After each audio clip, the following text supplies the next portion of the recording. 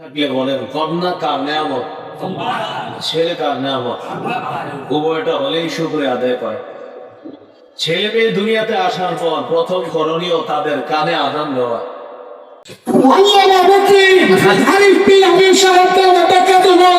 আমাদের সামনে কবিতা রয়েছেন نحمده ونصلي على رسوله الكريم أما بعد فأعوذ بالله من الشيطان الرجيم بسم الله الرحمن الرحيم لله ملك السماوات والأرض يخلق ما يشاء يهب لمن يشاء إناثا ويهب لمن يشاء الذكور أو يزوجهم ذكرانا وإناثا ويجعل من يشاء عقيما اللهم صل على محمد وعلى آل محمد كما صليت على إبراهيم وعلى آل إبراهيم إنك حميد مجيد اللهم بارك على محمد وعلى آل محمد كما باركت على إبراهيم وعلى آل إبراهيم إنك حميد مجيد اللهم إني أعوذ بك من شر لساني ومن شر سمعي ومن شر بصري ومن شر مني 25 পারা 7 নম্বর পৃষ্ঠা সূরাতুশ শুরা 49-50 নম্বর আয়াতে কারিমা তেলাওয়াত করেছে। আয়াতে আল্লাহ তাআলা বলেন লিল্লাহি মুলকুস সামাওয়াতি ওয়াল আরদ, আসমান জমিনের রাজত্ব আল্লাহ। ইয়াখলুকু মা ইয়াশা, তিনি যা ইচ্ছা তা সৃষ্টি করেন। ইয়াহাবু লিমান ইয়াশাউ ইনাসা, তিনি যাকে ইচ্ছা তাকে কন্যা দান করেন। ওয়া ইয়াহাবু লিমান ইয়াশাউ যুকুর, তিনি যাকে ইচ্ছা তাকে ছেলে সন্তান দান করেন। আও ইউযাউযুহুম যুকরানা ওয়া ইনাসা, তিনি কাউকে ছেলে মেয়ে উভয়টা দান করেন। ওয়ায়াজআলু মান ইয়াশাউ আকিমা, তিনি যাকে ইচ্ছা তাকে বন্ধা বানান, নিঃসন্তান রাখেন। আয়াতে আল্লাহ সন্তানের আলোচনায় আগে মেয়ের কথা বলছে, পরে ছেলের কথা। কিন্তু আমাদের সমাজে কন্যা সন্তান হলে অভিভাবক সহ অনেক আত্মীয় স্বজনের চেহারা কালো হয়ে যায়। 14 পারা 12 নম্বর পৃষ্ঠা সূরা নাহলের 58 নম্বর আয়াতে আল্লাহ বলেছেন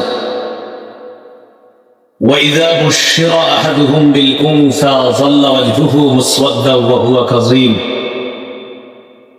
কিছু মানুষ আছে তাদেরকে যখন কন্যা সন্তানের সুসংবাদ দেওয়া হয় তাদের চেহারাটা কালো হয়ে যায়, দুঃখে ভারাক্রান্ত হয়ে যায়। অথচ আল্লাহ আগে কন্যার কথা বলছে, পরে বলছে ছেলের কথা। হাদিসে আছে রাসূলুল্লাহ সাল্লাল্লাহু আলাইহি ওয়াসাল্লাম বলেন মান ওয়ালিদাত লাহু ইবনাতুন ফালাম ইয়াইদহা ওয়া লাম ইউবিনহা ওয়া লাম ইউফসির ওয়ালাদাহু আলাইহা, যার একজন কন্যা সন্তান আছে, সে যদি এই কন্যাকে কন্যা বলে অবজ্ঞা না করে, সে যদি কন্যাকে জাহিলি যুগের মতো জীবন্ত দাফন করে না দেয়, সে যদি কন্যা চেয়ে ছেলেকে বেশি আদর না করে, আদখালাহুল্লাহু বিহাল জান্নাহ, এক কন্যার অভিভাবককে আল্লাহ জান্নাতে প্রবেশ করাবেন। রাসূলুল্লাহ সাল্লাল্লাহু আলাইহি ওয়াসাল্লাম বলেন মান আলা জারিয়াতাইন, যে ব্যক্তি দুই কন্যা লালন পালন করে, দাখালতু জান্নাতা আনা ওয়া হুয়া ওয়া ফি রিওয়ায়া দাখালতু আনা ওয়া হুয়াল জান্নাতা কাহাতাইন। নবী বলেন, আমার এই দুই আঙ্গুল যেমন পাশাপাশি, আমি এবং দুই কন্যার অভিভাবক এইভাবে পাশাপাশি জান্নাতে প্রবেশ করব। যার তিন কন্যা আছে, রাসূলুল্লাহ সাল্লাল্লাহু আলাইহি ওয়াসাল্লাম বলেন, মান কানাত লাহু সালাসু বানাত, যার তিনজন মেয়ে আছে অথবা তিনজনের বেশি মেয়ে আছে, এই মেয়েদেরকে বাবা অভিভাবক সুন্দরভাবে লালন পালন করে। হাদিসের ভাষ্য, ফায়ুমিহিন্না ওয়া ইয়াকফিহিন্না ওয়া ইয়ারহামুহুন্না, অভিভাবক এই তিন কন্যার জন্য যথেষ্ট হয়ে যায়। এই তিন কন্যাকে লালন পালন করে, এই তিন কন্যার প্রতি মায়া করে, দয়া করে। নবীজি বলেন, ওয়াজাবাত লাহুল জান্নাহ আল-বাত্তাতা, ওই তিন কন্যা অভিভাবকের জন্য অবধারিতভাবে জান্নাত ওয়াজিব হয়ে যায়। তাহলে কন্যা রহমত না চেহারা কালো হওয়া। ফাতেমা রাদিয়াল্লাহু তাআলা না মহিলা মাদ্রাসায় ছাত্রীরা লেখাপড়া করে। এই জন্য কন্যাকে অবজ্ঞা না করে কন্যাকেও সুশিক্ষায় শিক্ষিতা করার মানসিকতায়, তাদেরকে আদর্শ সভ্য একজন মা হিসাবে প্রতিষ্ঠিত করার লক্ষ্যে মহিলা মাদ্রাসায় দেওয়া, এটা অভিভাবকের দায়িত্ব, কর্তব্য। আল্লাহ আমাদেরকে কন্যাদেরকেও যথেষ্ট গুরুত্ব সহকারে যেন আমরা একজন সভ্য আদর্শ রমণী হিসাবে প্রতিষ্ঠিত করতে পারি, আল্লাহ তৌফিক দান করেন। সহিহ মুসলিমের হাদিস 3535 নম্বর হাদিস। এই হাদিসের মধ্যে আছে রাসূলুল্লাহ সাল্লাল্লাহু আলাইহি সাল্লাম বলেন, দুনিয়া মাতা ওয়া খায়রু মাসাঈদ দুনিয়া আল মারআতুস সালিহা, দুনিয়া ভোগের জায়গা। এই দুনিয়ার সবচেয়ে শ্রেষ্ঠ সম্পদ একজন নেককার নারী, একজন নেককার স্ত্রী যদি কারো হয়, আল্লাহ তাকে পৃথিবীর সবচেয়ে শ্রেষ্ঠ সম্পদ দান করেন। তাহলে কন্যার দাম অনেক বেশি, কারণ কন্যা বোন হয়, কন্যা মা হয়, কন্যা হয়, কন্যা শাশুড়ি হয়। সবচেয়ে বড় ব্যাপার, আমরা সবাই কোনো না কোনো কন্যার পেট থেকে দুনিয়াতে আসছি। কন্যা এই জন্য বললাম, আমার মা কারো কন্যা, আপনার মা কারো কন্যা, আমাদের প্রত্যেকের মা আরেকজনের কন্যা। মা না হলে আমরা দুনিয়াতে আসতাম না। এই জন্য মায়ের অনেক দাম, কন্যা অনেক দাম। আল্লাহ আমাদেরকে গুরুত্ব সহকারে আজকে যে কথাগুলো শুনলাম, কন্যাদেরকেও যেন যথেষ্ট গুরুত্ব সহকারে আমরা আদর্শ সভ্য মানুষ করতে পারি, আল্লাহ তৌফিক দান করেন। কন্যা হোক অথবা ছেলে হোক, শুকরিয়া আদায় করার বিষয়। সহিহ মুসলিমের হাদিস, রাসূলুল্লাহ সাল্লাল্লাহু আলাইহি সাল্লাম বলেন, মুমিনের জীবনটা বড় আশ্চর্য। মুমিনের জীবনে কল্যাণ আসলে মুমিন শুকর আদায় করে। ফাকানা খায়রাল্লাহ, এই শুকরিয়া আদায় মুমিনের কল্যাণের কারণ হয়ে যায়। মুমিনের জীবনে কোনো বিপদ আসলে মুমিন ধৈর্য ধারণ করে, ফাকানা খায়রাল্লাহ, সবর করা মুমিনের জন্য কল্যাণকর হয়ে যায়। শুকরিয়া আদায় এটাও মুমিনের জন্য কল্যাণ, সবর করা এটাও মুমিনের জন্য কল্যাণ, কৃতজ্ঞতা প্রকাশ করা এটাও মুমিনের নাজাতের কারণ হয়ে যায়, সবর করা এটাও মুমিনের নাজাতের কারণ হয়ে যায়। পুরো আলোচনাটা এইটুকু বুঝে থাকলে বলেন, কন্যা কার নেয়ামত, ছেলে কার নেয়ামত, উভয়টা হলেই শুকরিয়া আদায় পায়। ছেলে মেয়ে দুনিয়াতে আসার পর প্রথম করণীয় তাদের কানে আজান দেওয়া। এইখানেও আমরা কন্যাদেরকে যথেষ্ট অবহেলা করি। ছেলে হইলে আজান দেয়, মেয়ে হইলে আজান দেওয়া দূরের কথা, ভুইলা যায়, কাউকে জানাও না যে মেয়ে হয়েছে। ছেলে হওয়ার আগেই পুরা ফেসবুকের মাধ্যমে সারা দুনিয়া জেনে ফেলে তার ছেলে হয়েছে। মেয়ে হওয়ার পর দিন কেটে যায়, বিকালে বন্ধুরা ফোন দিয়ে খোঁজ নেয়, কি খবর। আমাদের তো সুসংবাদ জানার কথা ছিল, কি অবস্থা, তোদের বাতিজি হয়েছে, তোকে বাতিজি কখন আসছে দুনিয়াতে, সকাল 8টার দিকে। সকাল 8টায় দুনিয়াতে আমাদের ভাতিজি আসলো, তুই এখন বিকাল হয়ে গেল এখনো জানাইলি না। ব্যস্ততার কারণে জানাইতে মনে নাই। যদি ছেলে হইতো, যদি 8টায় দুনিয়াতে আসলো, 7টা 59 জানাই দিতে হবে। এগুলা না করা, ছেলে মেয়ে যে হোক তার কানে আজান দেওয়া। আল্লাহ আমাদেরকে কথাগুলো মনে রাখার তৌফিক দান করুন। আবু দাউদের হাদিস 5105 নম্বর হাদিস।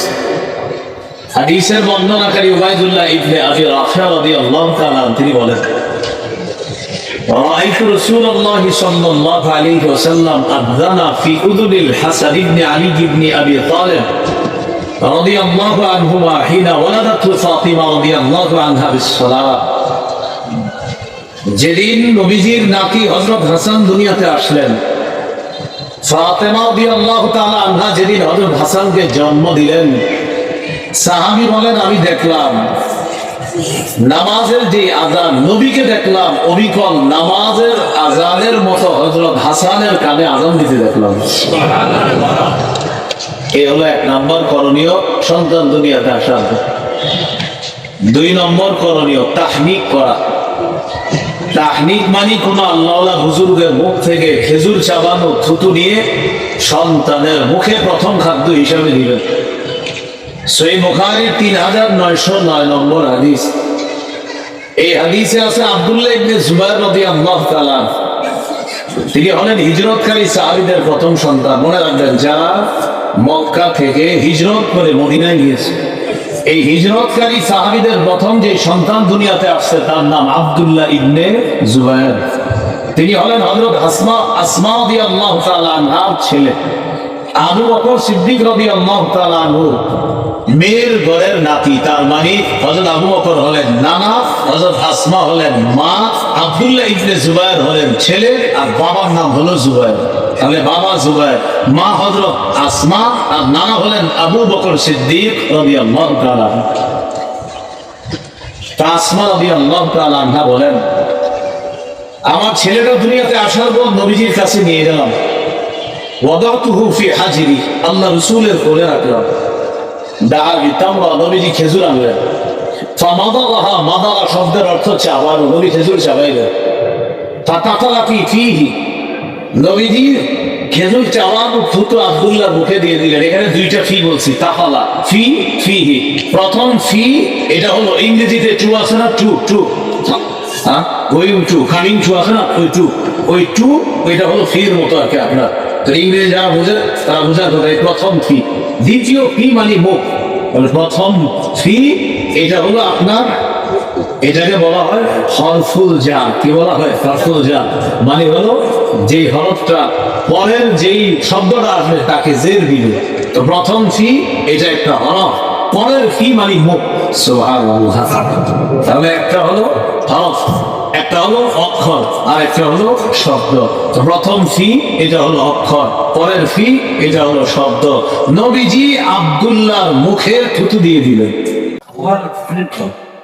এই থুতু যখন তার পেটে গেছে, আসমা রাদিয়াল্লাহু তাআলা আনহা বলেন, ফাকানা আউওয়ালা শাইইন দাখালা বাতনা আবদিল্লাহ রিকু রাসূলিল্লাহ সাল্লাল্লাহু আলাইহি ওয়াসাল্লাম।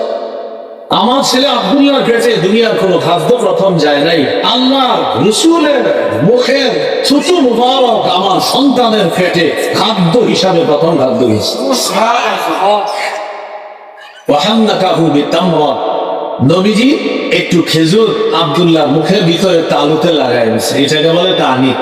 কি বলে? তাহনিক। 3 নম্বর, আমরা যারা নবজাতককে দেখতে যাব, মামা, চাচা, খালা, খালু, ফুফা, ফুফু, আমরা তার জন্য বরকতের দোয়া করব। আবু দাউদের হাদিস 5106 নম্বর হাদিস। খুব মন দিয়ে শুনবেন।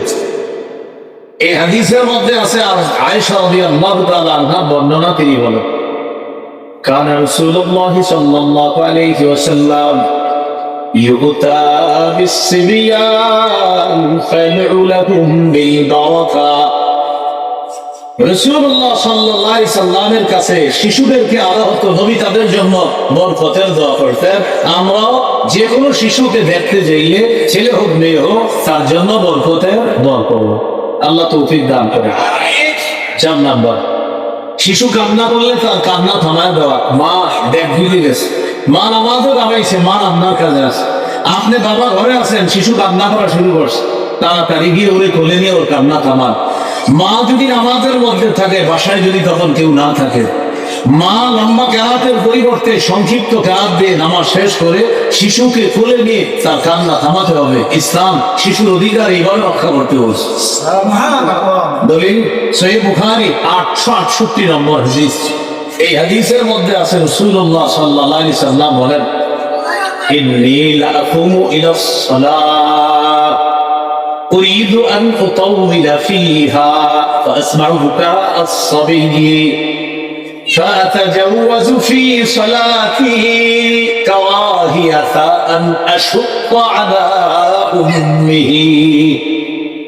আমি নামাজে দাঁড়াই, লম্বা কেরাত পড়ার নিয়ত করি। নবীজির বক্তব্য, নবী বলেন আমি নামাজে দাঁড়াই, লম্বা কেরাতের নিয়ত করি। ওই মুহূর্তে যদি আমি কোনো শিশুর কান্নার আওয়াজ শুনি, আমি আমার কেরাত সংক্ষিপ্ত করি। লম্বা কেরাতের নিয়তটা পাল্টায়া কেরাত সংক্ষিপ্ত করি, কেন আমার পিছনে যারা নামাজ পড়তেছে তাদের মধ্যে মহিলা আছে, মা আছে, ওই শিশুর মা আমার পিছনে আছে। আমার নামাজ যদি লম্বা হয় তাহলে মা পিছনে তার নামাজও লম্বা হবে, শিশুর কান্নাও বাড়তে থাকবে।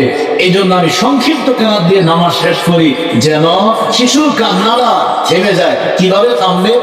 মা আমার পিছনে তাড়াতাড়ি নামাজ শেষ করে শিশুকে কোলে নিয়ে তার শিশুর কান্না থামাবে।